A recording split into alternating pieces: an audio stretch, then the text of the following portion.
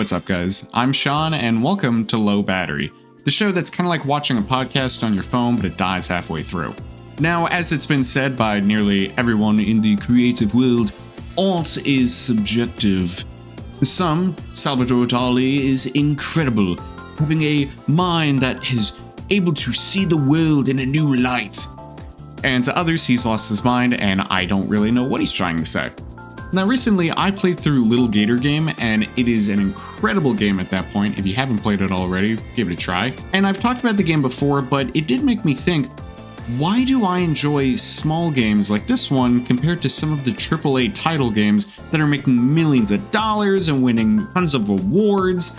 And before I gush about indie games, because almost everyone has, I want you to keep this in mind. Not all of them are incredible. There's bad games out there regardless of how many are on a team or who publishes it. A lower budget doesn't necessarily mean higher creativity, but it can lead to unique stories you wouldn't traditionally see.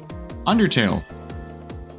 Need I say more about a unique story? It was made by a handful of people, mainly led by Toby Fox, but what I think really made it stand out was the stories that it was trying to tell. Yes, multiple, not just the main one. There were stories throughout the game that cover feelings we've all thought about, but we struggle to put them into words, either to ourselves or others. It stands out because of its small team and its incredible story, but also in how it told that story. In a sense, you were able to fit your role as a main character in the game because you could make your own decisions.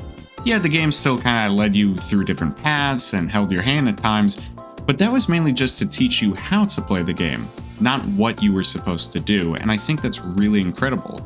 That's not really something you see in a lot of AAA games today. But as with everything, there's risk, and indie games have a big one. Some indie games can have weird mechanics, bold art styles, just straight up weird premises that may not land with everyone. Personally, I remember playing Donut County, and it wasn't my favorite. It's not that it's necessarily bad, it just wasn't a game that I'd want to play for hours upon hours. And that's a risk that indie games seriously rely on. For a AAA game, it's not too bad. If I don't like the next Call of Duty or the next Uncharted game, whatever, right? It's one of those, they can move on and they have tons of other fans that'll enjoy it.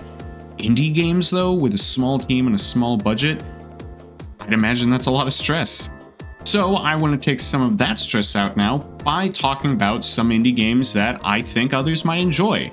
Kill the Crows. It's very similar to if you've ever played Enter the Gungeon, but instead of shooting bullets or monsters, it's crows. It's satisfying to loop each round and upgrade your weapons, and it's just an enjoyable time.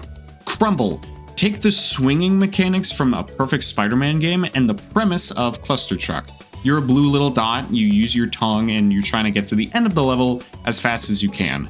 Open Roads. It's a great art style, it's a touching story, and it's about as close as an indie game has ever become a AAA game. Tinykin is a very cute game. It looks a lot like Cut the Rope in that kind of art style, but rather than a puzzle game, it's a platformer. Pretty much any game that I am very small and can explore locations that I would be aware of, like a house, I love those kinds of games, so it's very fun to explore here. The story's short enough to have fun. The ending is kind of weird if you have played it, but at the same point, it's just enjoyable and it's fun. Now, this next recommendation, Those Who Remain.